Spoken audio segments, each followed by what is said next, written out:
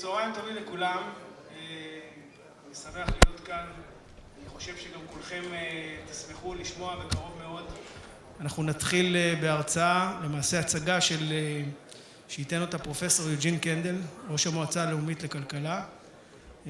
במשך השנה האחרונה, אני מקווה שאני לא טועה בתקופת הזמן, מספר משרדי ממשלה, צוות בין משרדי בראשותו של פרופסור יוג'ין קנדל, עסקו בשאלה, ואני חושב שאולי זה משהו שלא קרה במקומות אחרים בעולם, עסקו בשאלה מהם היתרונות, מהם התועלות הכלכליות של שילוב אנרגיות מתחדשות ברשת החשמל.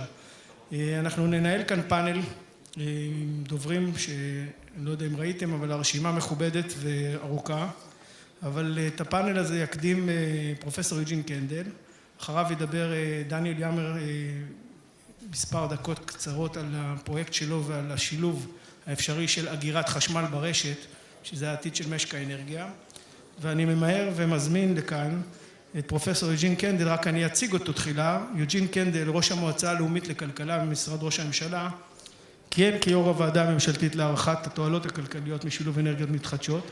מאז נכנס לתפקידו בקיץ 2009, הספיק לעסוק במגוון סוגיות אסטרטגיות במשק הישראלי, החל מוועדת שישינסקי והריכוזיות במשק, קידום שוק התעסוקה והתמודדות עם יוקר המחיה, ועד תחומי האנרגיה בהם מדיניות הגז הטבעי, קידום של פיתוח תחליפי נפט בישראל, מדיניות לאנרגיות מתחדשות. אנחנו מתכבדים לארח כאן את יוג'ין, פרופסור יוג'ין קנדל, להציג את מסקנות הוועדה הבין-משרדית. בבקשה.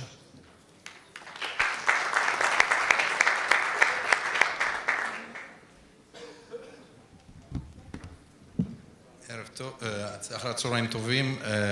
אני כרגיל וכהרגלי, תמיד נותנים לי את הסיבה לכך, אני יוג'ין קנדל. מעבר לכך, אני מאוד שמח להיות פה, אני חושב שזה כנס מאוד חשוב, ואני מקפיד תמיד להגיע לפה, כי אני לומד הרבה דברים כאן, ואני מאחל לכם המשך כנס מהנה. What I'm going to do is I'm going to speak English, okay? And so, because after me there is a panel, so we're going to split. They're going to speak Hebrew in this panel, and I'm going to speak English. So what I'm going to talk about is the first time about the recommendations that are coming out of the Committee on Renewable Energy Benefits to the Israeli electricity markets. I've alluded to this earlier.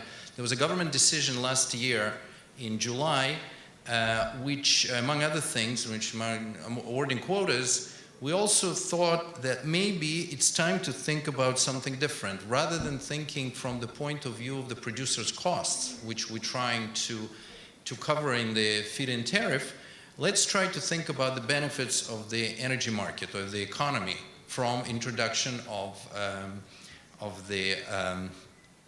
various technologies of renewable energies. And so, as usual, a lot of people came to this. It was a very diverse committee. Different ministries participated in it. And as usual, we started by looking abroad. We said, there must be, somebody must have done this. Somebody must have based their policy on something like that. So let's go and just copy them. Why waste our time, if somebody already thought about this. And to our great surprise, and we searched quite widely, and we actually went to a couple of conferences around the world and asked people, how do you do that? And they said, well, we sort of don't know because we never tried. And the puzzling thing is that nobody could understand why they didn't try. I don't know why. I have no explanation to that, but what we ended up with is that we couldn't really take something off the shelf, policy off the shelf to bring to Israel. So we had to develop it on our own. And so we started thinking, what are the benefits of measuring benefits? What's wrong with the current system? And it's nothing wrong with the current system, but there's some benefits of why we want to measure, to go on the benefit side rather than the cost side. And the minute you understand what is the benefit of introducing a particular technology, First of all, you can do prioritization. Okay, if you decide which technologies to pursue, until today we were just saying, well, let's put 300 megawatt to this technology, let's put 500 megawatt to that technology, without really understanding why we're doing this or what are the costs associated with it. And so if you go to the bottom, you can see that, even if you have a government policy of achieving certain percentage of electricity production through renewables like we do, still we would like to do it at the minimum cost, or at least minimum cost measured over the long run, when the minimum cost includes all the side effects of production this way or the other. The other two things that are lateral here, that this system provides long-term certainty, because if we introduce methodology that is open and known by everybody, everybody can form their beliefs and forecasts and try to predict what kind of benefits would be in the future, and so they could align their plans and align their research or innovation in those directions. So we are providing, that system provides incentives for innovation and efficiency rather than incentives to go and grab your quota as quickly as possible.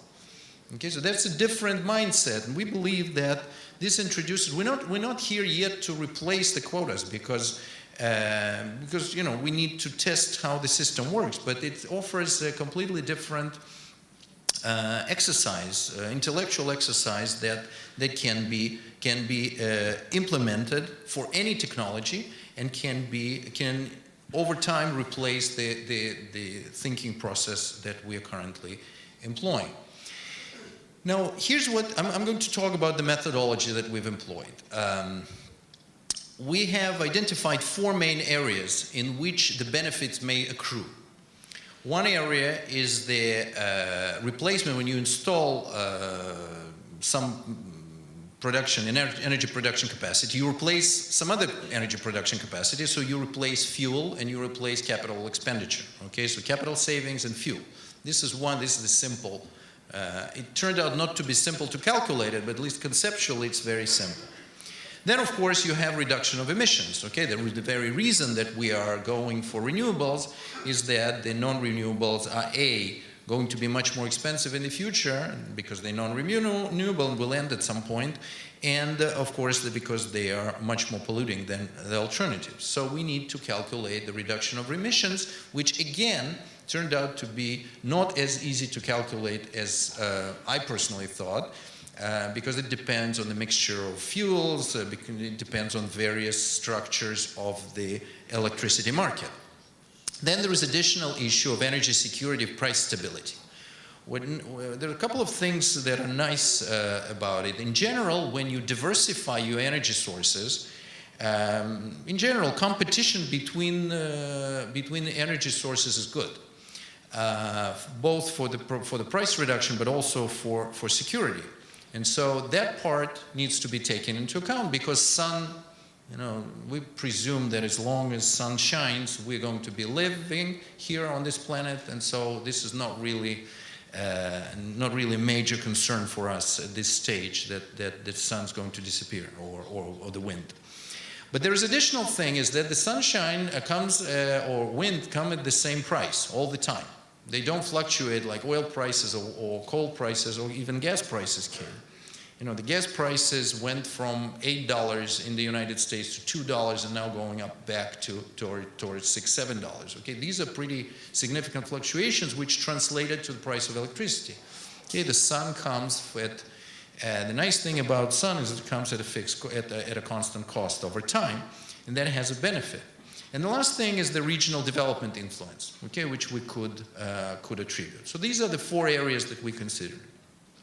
The second thing is that we didn't want to start calculating things, and all the numbers that I'm going to present today are just illustrations. Well, the goal was not to calculate the numbers, but to present a generic methodology that can be applied with the same precision to every technology that can be considered, whether it's currently available or not. It also complements the whole idea of looking at the benefits. It complements the net metering concept that is currently being promoted by the PAU, and it's not, there was some assertion that it might be competing with it. Instead, on the contrary, it's actually very complementary and within the same logic. So the commission, this committee started on very high notes. It included various regulators and various, it included Public Utilities Authority, it included Ministry of Energy, Ministry of Environment, Ministry of Finance, and of course Ministry of Trade. And we were chosen to, as a neutral parties, to coordinate this whole process and to think about economic meaning of all these implications. Now, it started on very high notes because every party came to the table with completely different thoughts about the process, which was aggravated by the fact that there was some disagreements about the government decisions. So, but at the same time, everybody came to try to solve the issue, and it was a challenge to take all these different views and to combine them and bring them together to one coherent view. And here I would like to thank Netanel Oded, who is sitting here, without whom none of this would have been possible. He did a great job, and I think he deserves a lot of credit for that. I would also like to thank all the partners from the ministries that overcame initial sort of positions and really pulled together to generate really coherent report, which we're going to be presenting to the government very shortly.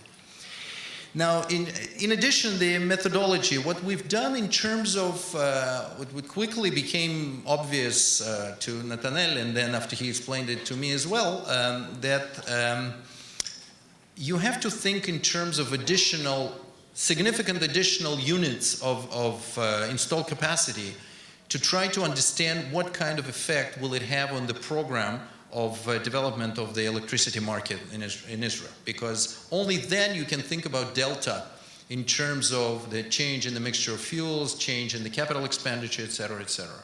So all of those were run through extensive simulations by Israeli electric company, for which we are very grateful for their cooperation. This is, we've tried increments of 200 megawatts in addition to the current quotas, in addition to that, because we're talking about open, no quota, open access in some sense, but it turns out that even then you need to sort of recalibrate the whole process every time you install a significant capacity. So we tried 200, 400, and 800. These were roughly the working. And we chose to concentrate on the concept of time of delivery, which is not foreign to our electricity market, but it turned out that it's quite important that we do that. So you estimate the benefits separately in different times of the day, and then you agglomerate them to see what kind of tariffs you can get.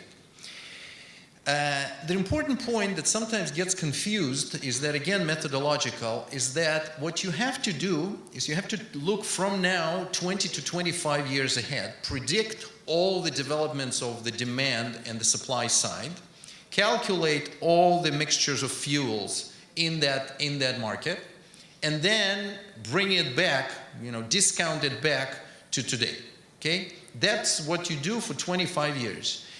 You have to do this process occasionally, periodically, because as you install more capacity and you change your system, things change. You replace different capital, you use different fuels, et cetera, et cetera.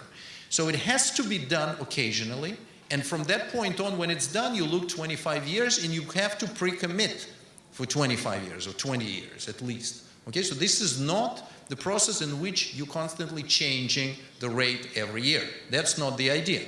The idea is that once you change the rate, once you calculate it for pre-commitment for 20 to 25 years. In our opinion, I'm going to come back to that, in our opinion, the longer the merrier.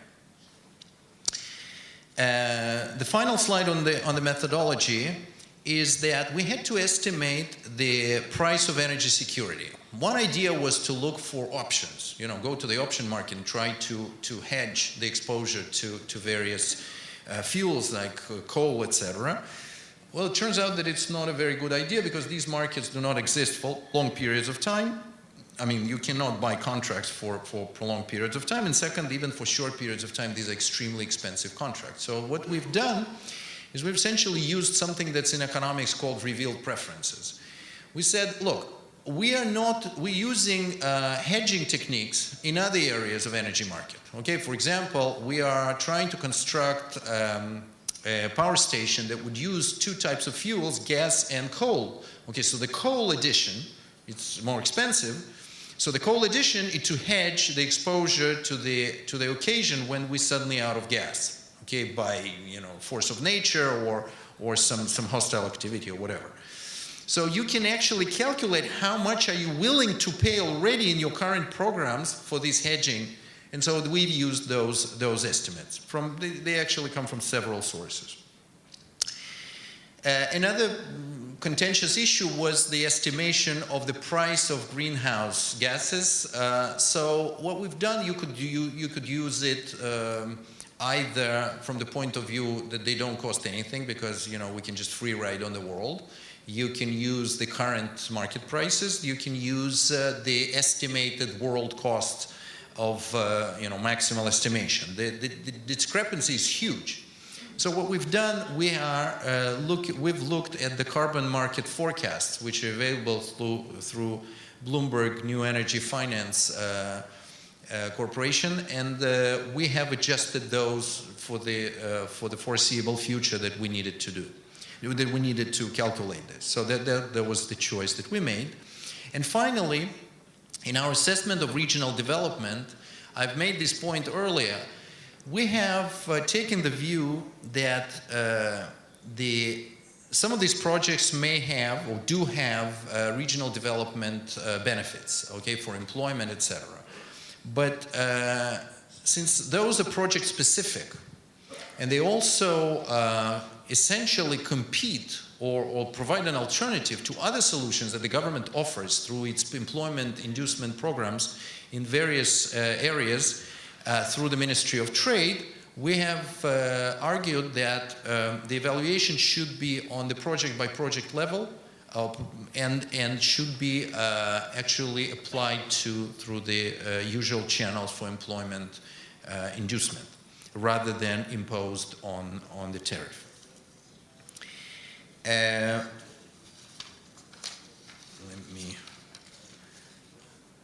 Okay, so here are the conclusions. The first conclusion is that the level of the benefits depends on degree of penetration of various technologies. So in some sense, the technology that gets introduced into the system affects the mixture of fuels that you're replacing. And once it affects it, it changes the benefit. Okay, and since it changes the benefit, we have to recalculate the benefits every time we introduce a major renewable energy addition to the grid. It doesn't mean that it's a quote. It just means that the calculation of benefits is a function of the system. Okay, whereas the system tells you how much the benefit is worth. So you have to do this. Just for example, once we're introducing these, I don't know what they called in English, so kanim, the emission reduction stuff that you put in the coal plant, whatever. I don't know. This just shows that I'm an economist. I'm not an electricity engineer. That changes the value of emissions that you save by introducing renewables. Okay, so this is just an example. So this is one thing. The second thing is that dispatchability is crucial. Why is it crucial? Because the degree to which you replace the capital crucially determines on the ability of the system manager to introduce your installation into the system on the demand basis. If you cannot provide that, the degree to which you can reduce the capital expenditure by introducing, let's say, 100 megawatt of solar or wind, how much you can reduce in the conventional is drastically reduced. That means that storage and control capabilities of various types become the crucial aspect in which we believe much innovation and entrepreneurship will take place in the coming years. And by the way, the side effect of our approach is that it gives a lot of weight to those projects. Another issue that we quickly concluded that gives a significant benefit is that if you place production near the consumption, and Shaul talked about this, reduces your capital expenditure on the transmission systems and reduces losses. Okay, so therefore you can get a benefit by co-locating production and consumption. By the way, if you introduce storage and you put storage, then you want to put storage next to your consumption rather than next to your production facility. Okay, that gives you both benefits, both dispatchability as well as production co-location. And finally, we've noticed that there seems to be a split personality syndrome in terms of what's called green energy and what's called conventional energy. And in some sense, it's based on either inability of regulatory system to deal with some kind of convex combination of the two, or the belief that we've heard that the combination of the two brings the worst of the two worlds. But if it brings the worst of the two worlds, you shouldn't be afraid to use it, because nobody would then use it, because you would go to corner solutions. But yet there are some voices more and more coming out that it may be in some cases that the hybrid solution, the combinations of the two would be actually better rather than worse. And so by pigeonholing them into either green or non-green, you're actually preventing all the research and development and innovation to go into actually exploring these internal solutions. So we are heavily advocating that hybrid plants should be allowed to compete with renewable and conventional plants by essentially giving them the benefits that they generate by not using the conventional fuels. Okay, that is pretty easy to calculate. So here's an illustration. In this illustration, I have to explain what this means. This is something that, remember we talked about time of delivery approach, and we are using time of delivery approach. So these are just illustration of averages across or over time of these technologies, given that they are operating according to the standard number of hours during the day, et cetera, et cetera, et cetera. And what's important here is actually not the numbers, but the way they look at this blue side. These are, if you don't see, this is solar. Can you see my pointer? Okay, this is solar. This is solar near the consumption side. This is solar with storage. This is waste to energy, and this is a hybrid. I'll come back to that. So this blue part is the savings of fuel. Again, based on 400 megawatt installation above the current quotas in starting from 2013. Okay, this is if you were to install in 2013, this is something that you would get. The brown part, this is the benefits from reducing emissions. The next part, the green part, I don't see it as green here, but on my screen it's green. It's the cost of capital, the savings of the cost of capital. And finally, the blue one is the energy security and price security. We actually didn't quantify the price security, which we believe should be non-trivial, but at this stage we chose not to go for that.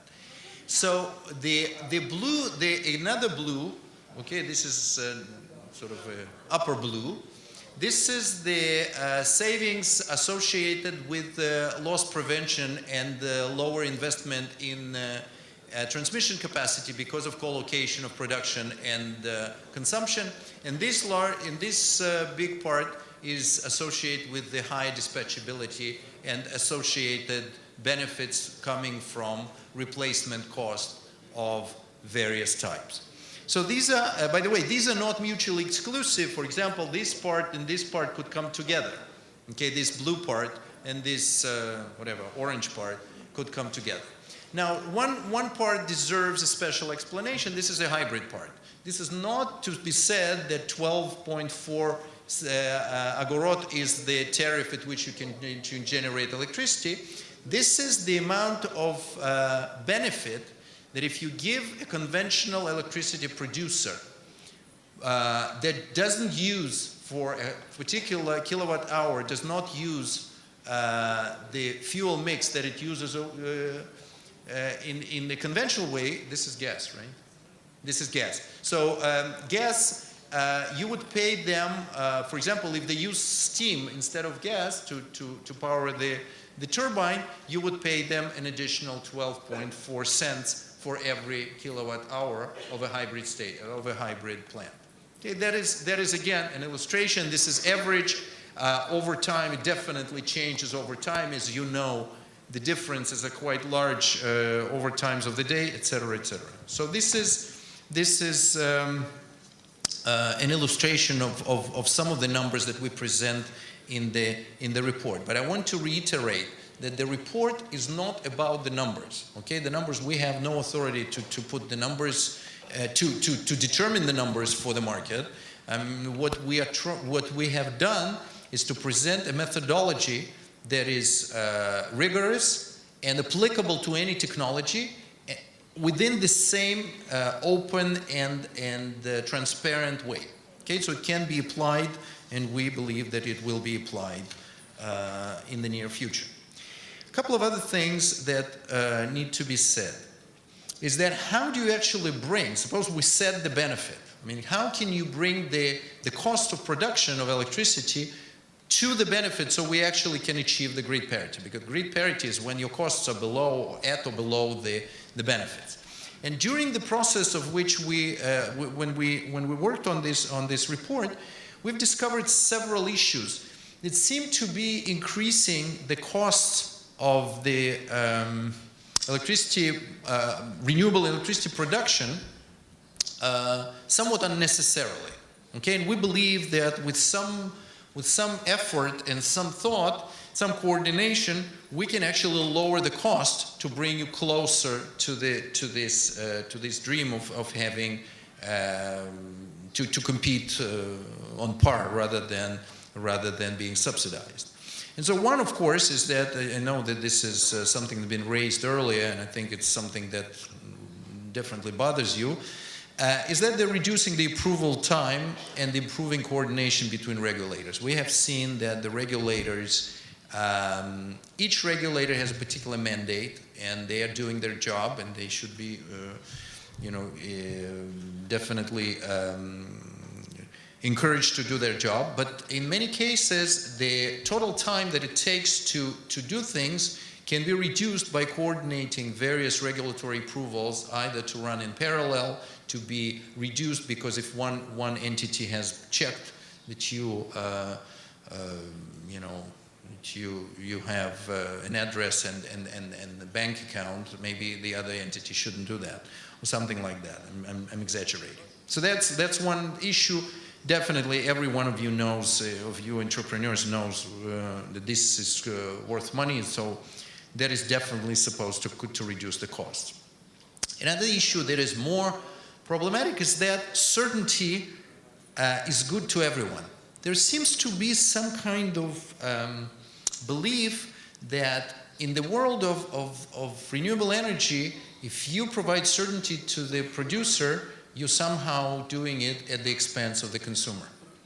I must tell you as a professor of finance that in this particular case, it's simply incorrect. What you're doing is that if you if all of us agree in this room on the evolution of prices and development in the market over the next 25 years, somehow we agree on that, then introducing variability in prices is bad for both parties. Okay, pre-committing to prices for 25 or 30 years if we can. There are some other laws that don't allow us to do that. But at least 25 years is actually good for consumers and producers. In fact, for consumers, if you don't do that, it hurts them twice. Because first of all, they are subject to fluctuations of prices of electricity, which they don't like. And we've seen that the political system finds it very hard to deal with that because people find it very hard to deal with. And the second thing, the producers will pass that uncertainty to the consumers anyway through the higher financing costs. The consumers are going to be hurt twice. So we believe that certainty is improving the costs, reducing the costs and improving the welfare of consumers on both sides definitely should be encouraged. Third, there are equity requirements for plants. But there's a big difference between the equity requirement for strategic power plant of large quantity on which the system, the energy grid depends on. Okay, so you have to know that there is a sufficient financial viability behind that plant, so it doesn't just go out of business on a one-day notice, and then you're stuck without a big part of your energy supply. On the other hand, if you're talking about 5 megawatt or 500 kilowatt plant, whatever, installation, you don't really face that risk. So imposing the same equity requirements on those two plants doesn't really make sense. So you can use the law of large numbers on the small ones and impose it only on bigger ones. You know, you can argue what kind of equity requirement should there be, but that's, remember that there is a bank that imposes its own equity requirements on that small installation, so we don't really need to worry about there. Another part in which you can reduce the cost. And finally, Orit was talking about the pricing of land. In fact, the system under which there are two regulators, each of whom is charged with a very good, very important task. One says you have to protect consumers of electricity, and the other one you have to protect the owners, the citizens that are owners of land. Okay, unfortunately, these two mandates collide in your case. Okay, as soon as you introduce tariff and you give some return on equity on a project, that raises the value of land. That raises the value of land. The land authority says, wait a minute, part of that value should come to me because I'm charged. So if that happens, that the rate should go up. The rate goes up, the value of land goes up. The value of land goes up, the rate goes up. I can continue. Okay, but you get the picture. Okay, so you have to somehow break this spell. You can do it by fiat, but just saying this is the price of land. But then it's a little bit strange because, you know, you can then start putting it in the middle of Tel Aviv, right? I mean, I don't think that was the idea. So some kind of maybe profit sharing or something would probably be more reasonable in this case. But in any case, this has to be solved because it can stop. The final thought that was clear out of our study is that large-scale implementation of renewable energy cannot be done incrementally. It has to be planned into the system. It has to be taken into account in the planning, long-term planning of the energy market. And once you do that, then the introduction of much more renewable energies can be feasible. Thank you very much.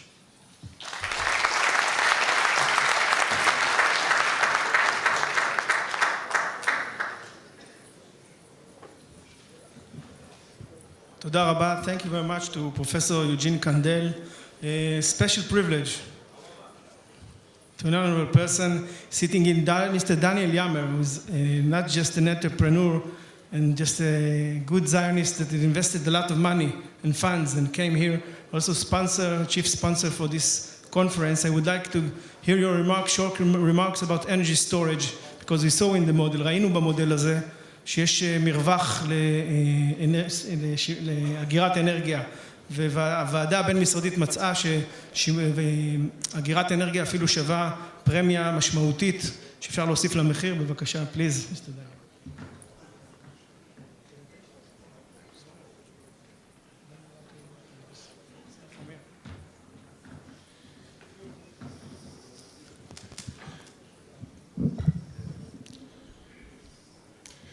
Ladies and gentlemen, I'm very pleased to introduce you a little bit about Nation E. So, Nation E is a storage company.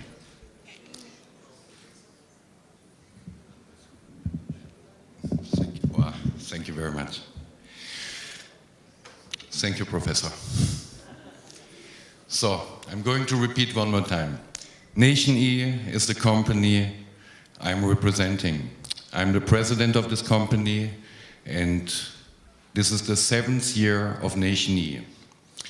What is Nation E? Nation E basically found his way in the renewable energy sector. Why? Many years I figured out that renewable energy is something what is unbelievable, really. Energy out of solar, out of wind, out of biofuel, something very special. But the missing link was missing, and that's storage. Without storage, you have a big problem, because the cost, what we are anticipated now by Professor Eugene Kandel, are basically only if we do not touch the bleak side of energy. What does it mean, the bleak side? If you are today a utility, you have a big problem with renewable energy. Why? It is the first choice what integrates into your grid, but it's the first choice what creates the biggest problems. Why? Very easy why. Because renewable energy, you cannot predict if the cloud is going to come in 5 minutes, in 3 minutes, in 2 minutes. And you need to back it up. There's always a backup. In the past, we took coal power plants. Not very economical, not very friendly. So from coal, basically, we are going to gas power plants. Gas is much more friendlier than coal, but I don't think that you know that if you want to power peak, you need to put a gas power plant 30 minutes ahead of time to put it on, in order that it regulates your demand response. So if renewable energy will have basically really a breakthrough, the integration between storage, metering, the infrastructure to manage, distribute, and to store is essential. If we will focus on these essential points, we will manage it, that renewable energy will be something very inexpensive, something what will last for many, many years, and will make not only us happy, also our kids. Thank you.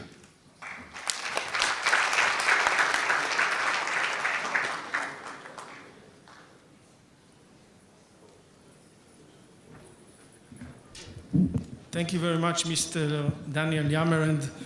זה לא דבר של מה בכך שיש אנשים שמאמינים, למרות כל מה שאתם רואים כאן, מה שאנחנו רואים כאן, גם אתם מאמינים, אני בטוח, אבל בלי קשר לאמונה, חסרים כאן היום בכנס הזה נציגים של חברת חשמל, שלא נמצאים כאן, נציגים של משרד האוצר שלא נמצאים כאן. אני לא רוצה לדכא אתכם, זה לא מטרת הדיון גם. אף אחד גם לא מחה, זאת אומרת, אין נציג של חברת חשמל כאן, בסדר. יש? יש מלאי, בסדר גמור. מוועד העובדים?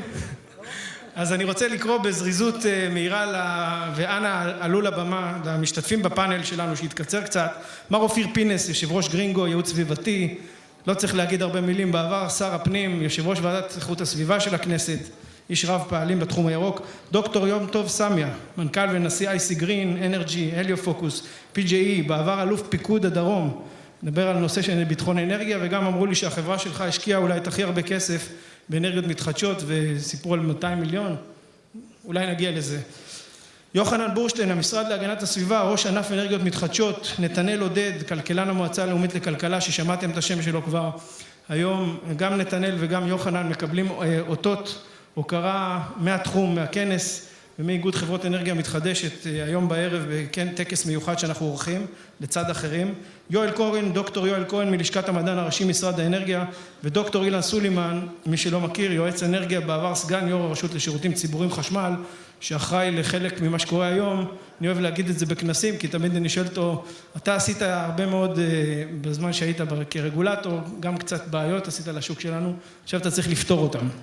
אז אני מתחיל, ובזריזות אני עובר לנושאים, ואולי אני... לא, זה... יש מחאה לגבי הסנבור, זה בכוונה, ככה מרגישים נחקרים, וחלק מכם טענו על שאלות, פחות או יותר נקבות, ואני מתחיל בזריזות.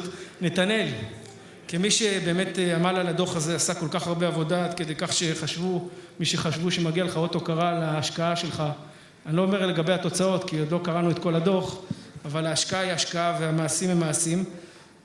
למה כל כך קשה לשלב אנרגיה מתחדשת במשק החשמל בישראל? הצד הטכנולוגי, הטכנו-כלכלי, אולי נתחיל משם. למה אנחנו נמצאים כאן במציאות שזה כל כך מורכב כאן בישראל ויותר במקומות אחרים?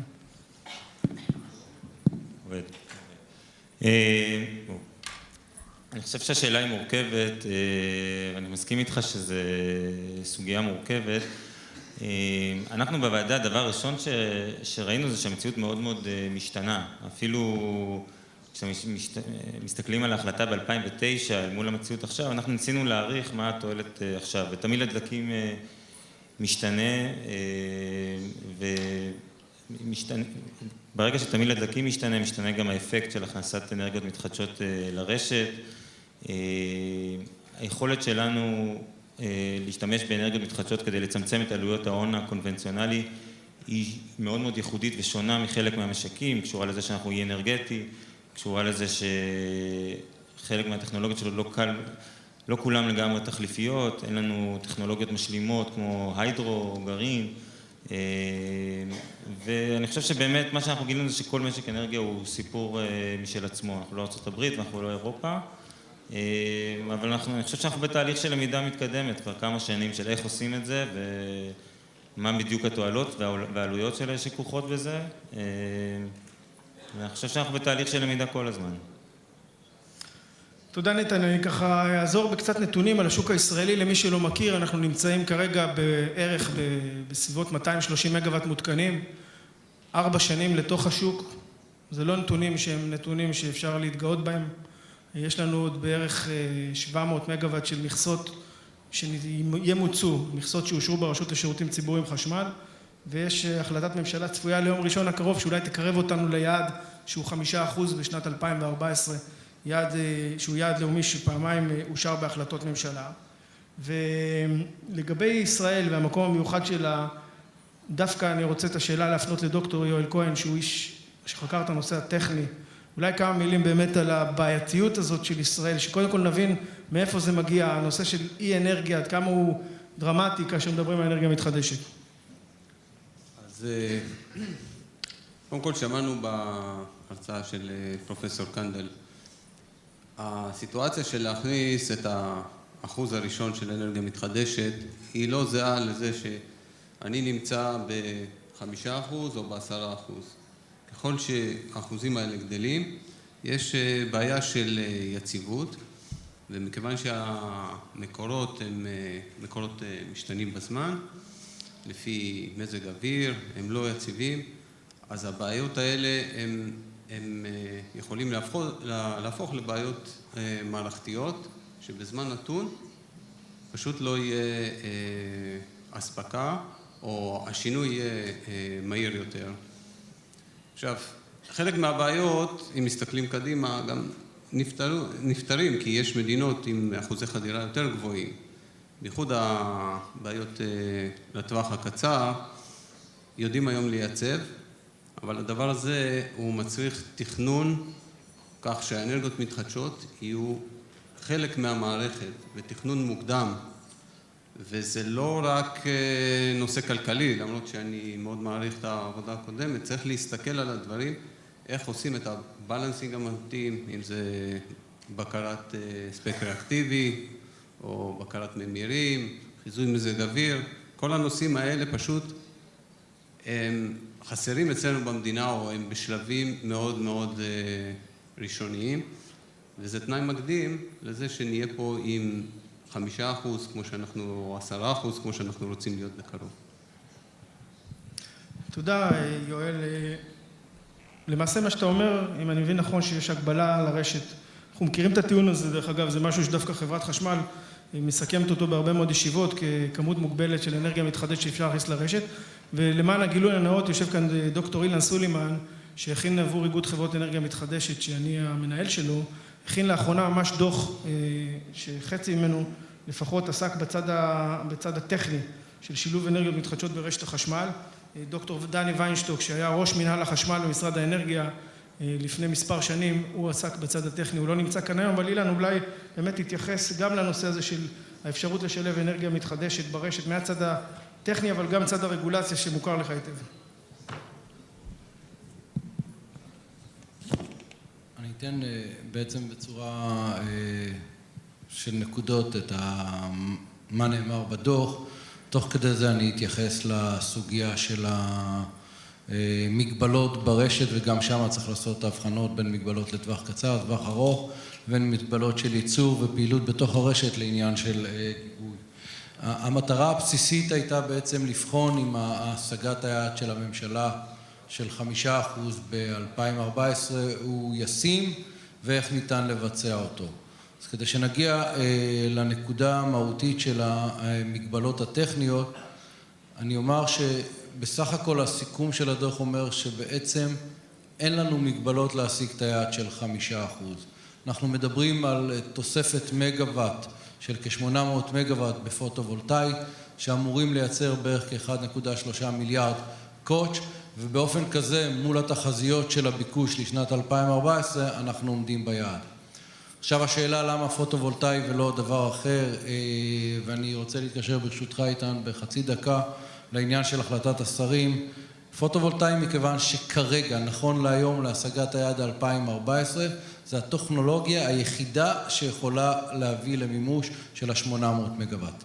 זה לא פוסל טכנולוגיות אחרות, זה לא אומר שהיא יותר כלכלית, זה אומר מה שניתן להשיג ל-2014. עכשיו הממשלה בהחלטה מדוברת על ה-300 מגוואט, בעצם מצטרפת לטיעון שחייבים לצרף 300 מגוואט, אנחנו טוענים בשלב של שנת 2013, הממשלה רואה בטווח ארוך יותר, אבל התחיל ויכוח בעצם מה זה מחליף. מבחינתנו בדוח אנחנו הבנו שזה לחלוטין לא רלוונטי כרגע. כלומר, הבחינה מה כלכלי יותר, האם הרוח תיכנס בתאריך מאוחר יותר וכדומה, זה בוודאות החלטה שיכולה להידחות בחצי שנה. זה כרגע לא מעניין מבחינת השגת היעדים. עיכוב ההחלטה כדי להחליט מה זה מחליף, יביא אותנו למצב שאנחנו נאבד את שני התהליכים. גם לא נשיג 300 מגוואט וגם לא תתקבל החלטה, וזה יהיה חבל מאוד. לגבי המגבלות הטכניות, אנחנו צריכים להבין שבנושא של גיבוי המערכת, מערכת החשמל, וכל מי שמבין בתחום הזה, ואני פחות מבין, אבל אחרי שישבתי גם עם אנשים בחברת חשמל, גם בסיוע כמובן, והעבודה כולה בצד הזה כמעט נעשתה על ידי דוקטור דני ויינשטוק, אין למערכת החשמל בעיה לגבות עד 10% מהאנרגיה בתחליפים. סוגיות של תדירות ברשת ויציבות וכדומה, אנחנו הראינו נקודה אחר נקודה שמדובר בעצם בתהליך די פשוט של התאמות, בייחוד בנושא של הממירים, בייחוד בנושא של הסופטוור והאיכות של חברת חשמל, כדי לתת מענה ל-1,500 או 1,800 מגוואט שאנחנו מדברים בשנת 2014. עכשיו, כשאנחנו מסתכלים קדימה, בוודאות שזה לא יספיק, כאן תצטרך איכות אחרת, וזה היעדים שעליהם דיבר שאול, שאמרתי לו שזו הנקודה שאנחנו צריכים לעבוד עליה כרגע. תודה אילן, אז יש לנו החלטת ממשלה צפויה ביום ראשון שאולי תקרב אותנו ליעד, ואנחנו 250 מגוואט, ועכשיו ירינו עד עכשיו בכדורים, עכשיו יש לנו כאן טילים. אופיר פינס, אני אתחיל איתך ואחרי זה ליום טוב סמיה. אבל אני אמרתי, אנחנו עוברים לארטילריה. אופיר, מישהו החליט כאן על השכל במדינה הזו? סליחו לי על מה קורה לנו? יכול להיות שמדינה החליטה על תחום ששווה מיליארדים, ועד הרגע הזה, אחרי 4 שנים, אין לנו מדיניות ברורה. לאן אנחנו הולכים? טוב, קודם כל אני רוצה באמת להודות לפרופסור קנדל על הפרזנטציה שלו. כל החדר הזה חיכה לפרזנטציה הזאת בסביבות כמה? שנה וחצי, אני לא זוכר מתי הקימו את הוועדה. מה? 1 וחודשיים. ופרופסור קנדל, אתה שאלת, לא הבנת או שאלת למה לא הקימו ועדות כאלה בכל מקום אחר בעולם? ואמרת שאין לך תשובה לזה. אני רוצה לנסות להציע לך תשובה. כי בסופו של דבר, כולם יודעים, כמו שהיום גם הוועדה שלנו יודעת, שזה תחום מאוד מאוד מאוד מורכב. כדי לפתח תשובות צריך הרבה מאוד מאוד זמן, ובסוף נשאלת השאלה אם התוצאה שהיא מאוד מעניינת, כן, המתודולוגיה הזאת, האם היא גם פרקטית. הרי בסופו של יום כל הציבור שיושב כאן והרבה אחרים נמצאים בעמדת המתנה שהממשלה הכניסה אותם אליה, ואמרו כולם hold your horses לוועדת קנדל, ובינתיים עשו פה הקפאה שלמה של השוק, שהשוק בוער ואנחנו מתרחקים מהיעדים שאילן דיבר עליהם, של 5% ב-2014 ו10% ב-2020, וכולנו ממתינים, ועכשיו אני מקווה באמת שנוצרה מתודולוגיה שתוכל לתת לנו באמת את ההבחנות הרצויות בין הטכנולוגיות השונות, בין העלויות, בין התועלות, הכל בסדר, הכל מאוד מעניין, הכל מצוין, אבל אנחנו גם יודעים איפה העסק תקוע, ובסופו של דבר העסק תקוע. פעם ראשונה, אנחנו חלק ממערכת עולמית שהולכת ומתחממת. נכון שהסופה, קראו לה סנדי, הייתה על חופי ניו יורק ולא על חופי תל אביב, אבל אנחנו חלק בעולם גלובלי שמתחמם, עם תופעות טבע מאוד קשות. הרי כל הדבר הזה נוצר מאיזושהי סיבה, זה לא שמישהו עכשיו החליט לפתח סקטור עסקי חדש בישראל. מישהו בישראל החליט שהוא חלק מהעולם, והעולם נלחם בגזי החממה ובהתחממות כדור הארץ, כולל ישראל. והוא רוצה לייצר אוויר נקי וחשמל נקי ולהוריד את גזי החממה ואלף ואחד דברים מהסוג הזה, ואנחנו חלק מהעניין הזה. פה אף אחד לא עושה טובה לאף אחד. וכמו שאילן אומר, עד שתהיה רוח ועד שיהיה ביו ועד שיהיה כל הדברים האחרים, סולר יש. אתם יודעים, אתם בטח יודעים, אבל אני רוצה אולי פרופסור קנדל, שהוא באמת הנציג הממשלתי הבכיר כאן, באולם לפחות. ושתדע, פה במשך חודשים, מבקשים מרשות החשמל עוד, אני לא רוצה להגיד את הביטוי, מה הייתי אומר את זה באנגלית, אבל עוד 5 או עוד 10 מגוואט נוספים למערכות קטנות שכל בית, לא כל בית בישראל, אבל שבתים רבים בישראל שרוצים להיות חלק מהמהפכה הגדולה הזאת יוכלו להתחבר לזה. מה זאת אומרת, איתן, 300 מגה בהחלטת הממשלה ביום ראשון? בעיניי זה גם דבר שרירותי. מ-0 או 3 מגה או 5 מגה, פתאום רוצים להגדיל ל-300 מגה, פתאום... אתה שואל, איפה המדיניות כאן? למה היה 0 כל כך הרבה זמן, או 10 מגה, או 20 מגה, או 15 מגה, או 20 מגה, או פתאום 300 מגה? אתה לא מבין כלום מה שקורה כאן. מישהו כאן מבין מה קורה כאן? מישהו מבין, הרגולטור מבין מה רוצים מאיתנו? פרופסור קנדל דיבר על ודאות שהוא רוצה להשיג, ואני מקווה שהוא ישיג באמצעות המתודולוגיה, אבל באיזה עולם חסר ודאות כולנו חיים? לכל אחד פה יש אחריות לעובדים, לפחות לי יש, לאנשים, ואני לא אומר, העסק פה הוא הדבר האחרון שצריך להטריד. הדבר הראשון שצריך להטריד, האם מדינת ישראל עומדת ביעדים שהיא עצמה החליטה עבור עצמה, ושברור לכולם שהיא יכולה לעמוד בהם. זה לא שהיא לא יכולה. ברור לכולם שהיא יכולה ולא רוצה. היא לא רוצה לשלם את המחיר, למרות שהטכנולוגיה השתפרה והמחירים ירדו פלאים והתעריפים ירדו והכל בסדר, אבל העסק תקוע עדיין על 1%. אני חושב שזה קודם כל חוסר האחריות משווע. כי אם היו מדברים בסקטור של יום-טוב סמיה לפני שהוא עזב את הצבא, כי בעיניי אני אומר לכם, זה ביטחון. זה ביטחון. מהתחממות כדור הארץ אנשים מתים. בדיוק כמו מרקטות. גם בישראל, וזה יהיה עוד הרבה יותר גרוע לצערי. בשני הדברים. אז אני ככה מתייחס לתעשייה הזאת. לכן אני גם חלק ממנה, כי אני מאמין שהיא חיונית, אני מאמין שהיא תעשייה שאמורה לעשות חיים, שאמורה להתמודד עם תחום קיומי ממש, וכך צריך להתייחס לזה, וכך אני מצפה שגם שרי הממשלה ופקידי הממשלה יתייחסו לזה, ואני מקווה שזה עוד יקרה במהרה בימינו. תודה אופיר, עכשיו רק יש לי עסק איתך.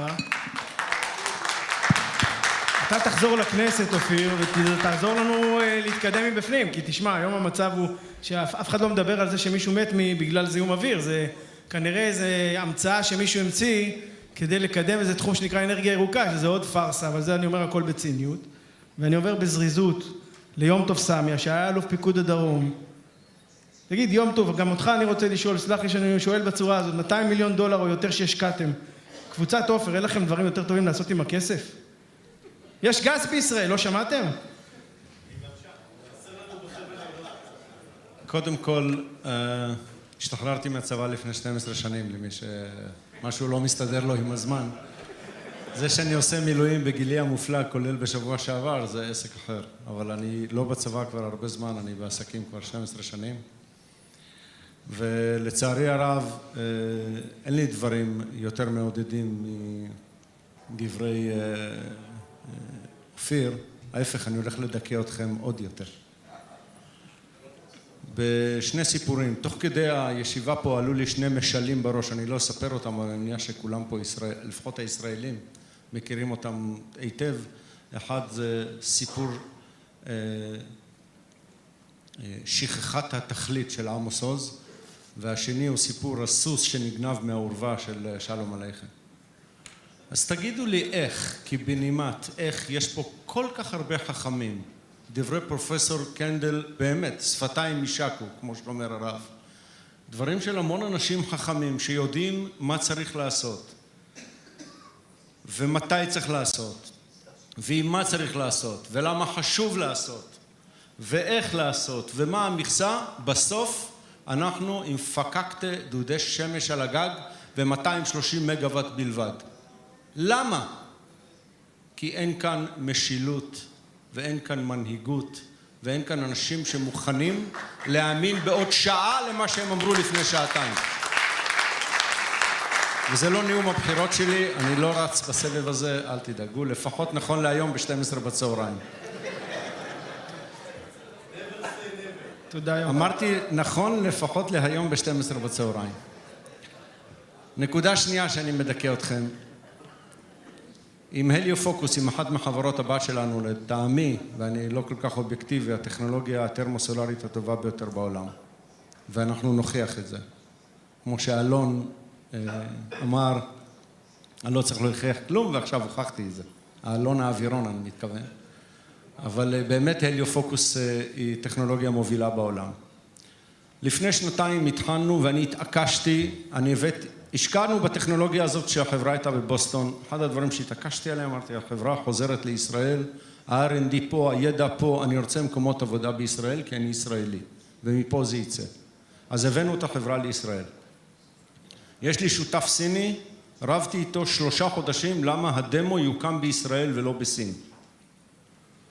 לפני שנתיים התחלנו הליך הקמה של 4 צלחות, התחלנו של 8, הורדנו ל4, שילך יותר מהר, ברמת חובב. 2 הטרקטורים, נכון ללפני שעה, עוד לא עלו על השטח. יניר, תקנו אותי אם אני טועה, אין שינוי. לא עלו על השטח. באפריל ישבתי בסין עם השותף שלי והוא אומר לי, נו יום טוב, עוד לא עלו על השטח, מה עושים? אמרתי לו, מה אתה אומר? הוא אומר, בוא נתחיל תהליך פה בסין, של 8 צלחות. אפריל. יצאנו, באנו, פוט מסאז', חזרנו, ישבנו בערב, הוא אומר לי, תרשום רגע, ב5 ביולי יש טקס הנחת אבן פינה ל8 צלחות. אני אומר, ורק בבוקר דיברנו על זה, הוא אומר, הטקס כבר מאורגן. עוד לא חתמנו על ההסכם, הכל דברי אמת, אלוהים חיים. עוד לא חתמנו על ההסכם, הוא אומר, אמרתי לו, שמע, ב5 ביולי אני לא יכול, יש לי אירוע משפחתי, אני לא אבוא, הוא אומר, בסדר, תשלח מישהו, אבל תרשום עכשיו, ב5 באוקטובר 2013, טקס חנוכת 8 הצלחות שלנו עובדות. את זה רשמתי, ובאותו ערב חתמנו על ההסכם. חברים, ב15 בנובמבר, לפני שבועיים, גמרנו לצקת את 8 יסודות של 8 צלחות האלה. והברזילים בייצור, וב5 באוקטובר יהיה שם טקס. כאן יצמח לי דשא על היד, אם יהיה לי יותר בנייה עוד חודשיים. למה? כי כל הגאונים יושבים, לא איפה שצריך, וכשהם יושבים, אז יש נערי אוצר שתוקעים להם את הצורה, ואני צריך לעבור 58 ועדות שונות ומשונות, שכשהיא יושבת 7, אז זה שמחליף אותה משנה את הכל, והוא הולך ואין מערכת של כללים, ועם כל מי שאתה מדבר, הוא בטוח שעכשיו הוא תפס את האיש הכי עשיר בעולם. אני כבר לא נעים לי להגיד שאני עובד אצל עידן אופר, כי איך שאני אומר את זה, אז אומרים, רגע, אז אולי ניקח 80,000 שקל איוון על הקרקע, אז אולי ניקח זה, אולי, תיקחו הכל, חבר'ה. אנחנו נעשה את זה במקום אחר וחבל. אני רוצה לבנות בישראל, אני ישראלי, אני צבר, אני רוצה לבנות פה. די עם השטויות האלה של המדינה הזאת, שלא מובילה אותנו לאן שצריך, וזה לא התחום היחיד. וחבל. תודה, יום טוב.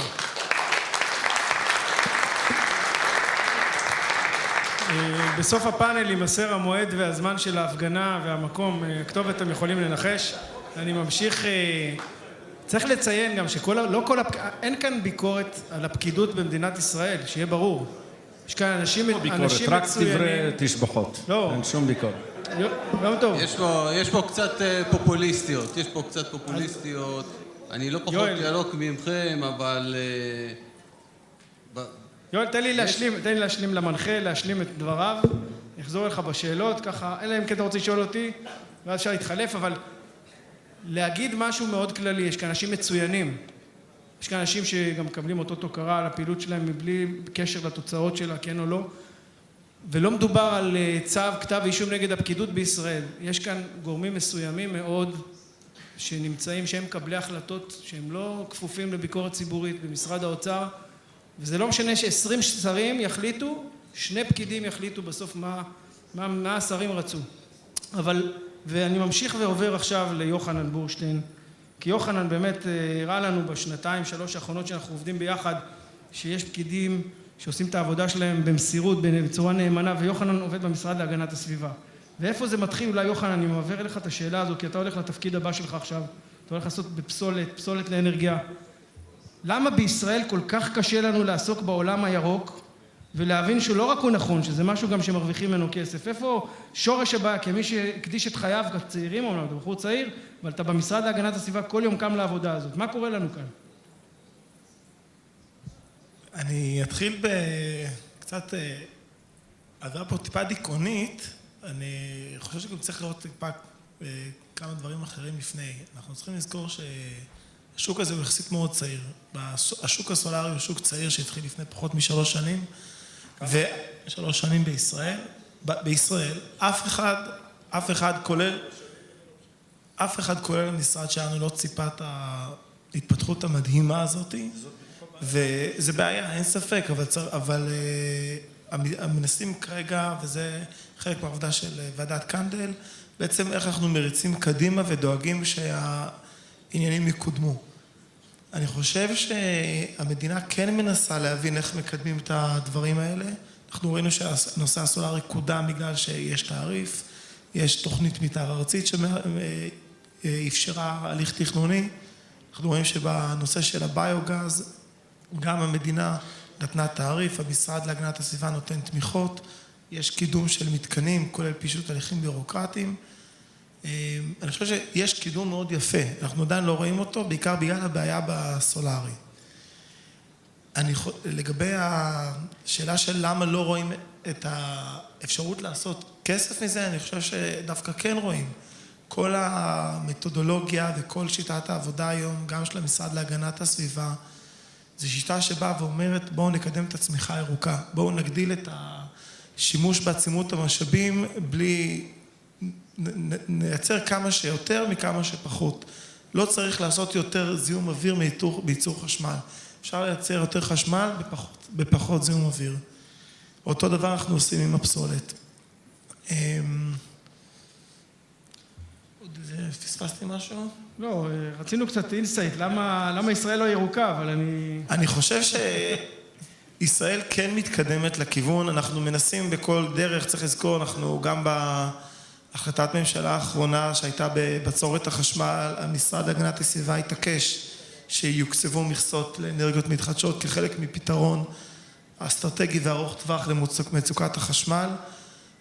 ישנם בעיות, בעיקר כמו שהוזכרו מקודם, אבל אני חושב שאנחנו כן בדרך לשם וכן מנסים לקדם בכל מה שניתן. תודה יוחנן. אני רוצה לתת באמת לכל אחד מכם, בגלל שהפאנל מסתיים, ויום טוב אתה תהיה הראשון.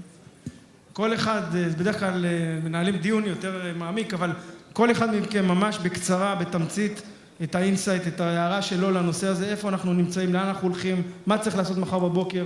יום טוב, אם זה קשור או לא, אתה הראשון. יוחנן, אני לא רוצה לפגוע בך, באמת, ואם זה יישמע כפגיעה, אני מתנצל מראש. אבל הנה לכם דוגמה קלאסית, יושב פה בחור שהממשלה שלחה אותו. יושבים פה בקהל, אני מזהה רק בחושך הנוראי הזה עם הסינבורים, אבי ברן מילר, אלי מלדנברג, 2 ממייסדי לוז הראשונה וסולל, חמודי, הם בנו תחנה של 354 מגוואט בנבדה דזרט ב-1984. זה קצת יותר מ3 שנים. בסדר? אז אם שולחים בסוף לפאנל כזה, סליחה, יונתן, עוד פעם, אני באמת... יוחנן, לא רוצה לפגוע בך. פקיד שאומר שהתחום צעיר והוא רק 3 שנים, אז בעצם you rest my case. בישראל. היום תבוא, תעבור לנקודה האחרונה. מישראל יצאה תורת הסולר לעולם כולו. ישראל היא המדינה הראשונה בעולם שחוק עדות שמש היה חוק מדינה. זה היה שהאוצר היה חלק 40 שנה אחרי זה. אבל אז היו כאלה שיכלו לקבל החלטות. אנחנו חייבים לסיים. בשורה התחתונה, למשפט הסיום, אני מסכים עם מה שנאמר כאן בין השורות, וחשוב שנבין ש-Energy Independent זה חלק בלתי נפרד מביטחון לאומי. אם אנחנו לא נקלוט את זה, אנחנו יכולים למצוא את עצמנו, ונמצא את עצמנו עוד הרבה שנים מנותקים מנפט ומנותקים מהרבה דברים, ומייצאים גז החוצה במקום לייצר ממנו בנזין. כן, יש לנו טכנולוגיה, פרימוס גרין אנרגי, כנסו לאינטרנט, שמייצרת בנזין 93 אוקטן מגז טבעי, ולכן מדינת ישראל אסור לה להוציא BCM אחד של גז טבעי, אלא להפוך את הכל לדלקים ולשרת את עצמה ב-70-80 שנים הקרובות, לא ב-25, וזה חלק בלתי נפרד מביטחון לאומי. ואיך אני אספר באנקדוטה קטנה, ישבתי עם שר האנרגיה הפלסטיני, והוא דיברנו על הקמת תחנת כוח סולרית ביריחו, ואני ככה בערבית, טיזינגין, כאילו אומר לו, בשביל מה, עזוב, ישברו לך איזה זכוכיות, ישראל, יורים, וזה אומר, תראה, אולי יש לכם מכשירים להרוג כל מנהיג של חמאס בכל מקום שהוא, בכל שעה שהיא. אולי, וזה היה לפני עמוד ענן, יהיה לכם מערכת שתעצור את הטילים. ככה הוא דיבר. אבל דבר אחד לא יהיה לכם, מערכת שתעצור את השמש. השמש כל יום תזרח וכל יום תשקע. אז בואו גם אנחנו לא נשכח את זה. תודה, תודה. אופיר, כל מי שרוצה באמת בקצרה, לתמצית. אני רוצה באמת בקצרה רבה. תראו, צריכים לקחת את הדברים העיקריים. קודם כל, אנחנו מצפים למחויבות אמיתית של הממשלה. עשינו 1% ב3 שנים, לשיטתך. בואו נעשה 4% בשנתיים, כמו שהתחייבנו, ולכו על תוכנית אמיתית, שאפשר גם ליישם אותה, ואפשר לעשות אותה. להפסיק לדבר על גריד פריטי, לתת לנו גריד פריטי, לבטל את המכסות, לתת תעריפים, הרי לנו רוצים לבטל כל הזמן את הסבסוד, אבל חברת חשמל ומחיר החשמל, הרי בואו נגיד את האמת, הוא מסובסד ומסובסד ומסובסד, ועד 70 מיליארד שקל גירעון. אבל אותנו על כל 200 פקקתם מגה, עושים לנו חשבון מפה עד אמריקה כאילו גנבנו את המדינה. נו באמת, קצת פרופורציות. תנו לנו לעבוד, תנו לנו לעבוד. אנחנו יכולים להגיע ל5%, גם ל6% עד 2014, אם לא יפריעו לנו. תודה אופיר. הבא בתור, אילן. כן, אני לא רץ לפוליטיקה, אז אני אדבר בצד המקצועי קצת. 2 נקודות, ממש קצר, 2 נקודות. אמר נתנל ועשיתם עבודה יפה. לא חושב שהיה נושא שפספסתם בעבודה. יש שם היבט אחד של המחיר הבירוקרטי. המחיר הבירוקרטי זה אנחנו, זה החבר'ה שאני הייתי שם חלק, אתם היום שמה, זה מחיר שהוא יחסית קל למניעה, הוא נותן אופק הרבה יותר, הוא מקצר תהליכים, הוא לא בהכרח מייקר את התהליך עצמו. נושא השני, ואני אחזור ואגיד את זה כל מקום, הנושא התשתיתי חייב להיות מטופל מעכשיו. יום-טוב יבנה פה הרבה תחנות, לא יהיה לו מה לעשות איתם. אם אנחנו לא נותן לו את התשתית, וזה התפקיד של המדינה, תנו ליזמים להקים תחנות, הם יודעים את זה יותר טוב מהממשלה, זה בוודאות. אתם תייצרו להם את התשתית וכללי המשחק ההוגנים, וזה יתקדם כמו שצריך. תודה. יואל. אני רוצה 2 הערות. אחד, אני מאוד אהיה שמח לעבור על החישובים, הצהרות בומבסטיות כאלה, אין בעיה להכניס 10%, אין זה. אני מאוד אשמח, ולו רק הסיבה הפרקטית המעשית. אוקיי? זה... נשלח לך את ראש מינהל החשמל הקודם שדני ויינשטוק יישב איתך. גם עם דני ויינשטוק, ואני קראתי את כל הדוחות שכתבתם, ובכבוד. זה הערה אחת. והערה שנייה, עם כל הכבוד, אם יש לנו... אני מאוד שמח ומאוד רוצה שיהיו אנרגיות מתחדשות, אבל עם קצת פרספקטיבה, עדיין יש תעריף גבוה, ואני יודע, והמחויבות של הממשלה עם כל התקלות וכל הבירוקרטיות, ואני לא בא להצדיק, יש לה מחויבות מאוד גבוהה, אני נמצא במכרז אשלים, ואני יודע ברייט סורסס זכו, זה עומד לעלות מיליארדים לכל אחד מאיתנו פה.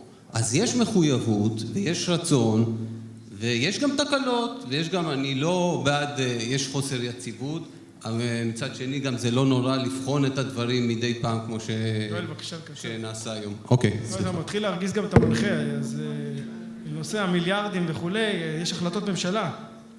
20 שרים כבר החליטו, אבל בואו נמשיך הלאה. אני רק רוצה להגיד שיש מחויבות, זה הכל, אוקיי? זה שלא, הדברים לא מתבצעים כמו בקצב שאנחנו רוצים לראות אותם, אני מסכים. אוקיי. נתנאל. אני רק אגיד בקצרה, ראשית אני חושב שדיברנו על באמת יחסית מעט מגוואטים שכבר הותקנו, אבל אני חושב שאסור לשכוח שיש גם רישיונות ויש עוד הרבה דברים בדרך. אני חושב שגם מעל הכל, אני חושב שאסור שנתפתה ללכת כל הזמן למה שעכשיו הכי מהיר והכי נגיש והכי קל לעשות, אלא אני חושב שאנחנו נעשה טעות מאוד מאוד גדולה בראייה ארוכת טווח, אם אנחנו לא נסתכל על המשק הזה ונתכנן אותו קדימה ונבנה מערכות שיכולות לשרת אותנו גם כדי לא רק להגיע ל5% או ל2%, אלא גם להגיע ל10%, וגם להמשיך הלאה אחרי 2020 ולדעת איך להתקדם עם המשק הזה נכון. הדבר השני, ואני מתחבר מאוד עם מה שאילן הזכיר פה, אנחנו בוועדה הזאת, ואני חושב שבכל האנשים בממשלה שמתעסקים בתחום של אנרגיה מתחדשת, סיימנו את החלק הקל. יכול להיות שלחלק מאיתנו היו חודשים קשים, אבל שלכתוב את הדוח ולנסח מדיניות וכולי, בסוף זה החלק הקל. אין ספק שהחלק עכשיו זה בסך הכל יריית פתיחה, ויש עוד הרבה מאוד באמת בהורדת החסמים הבירוקרטיים, בהורדת הנטל הרגולטורי, ובמציאת דרכים להתקדם מצד אחד זהיר וחכם, אבל מצד השני כמה שיותר מהר וכמה שיותר יעיל. וזה איזון מורכב, ואני מקווה שבאמת נשתפר בו. אין ספק שזה עיקר העבודה היום. תודה נתנאל. זכות אחרונה, שלא יובן לא נכון כאן, כן? זה אחד מהטובים שיש לנו, בלי לתת מחמאות אישיות, והוא הולך לעולם הפסולת לאנרגיה. אני מקווה שיש שם גם תוצאות.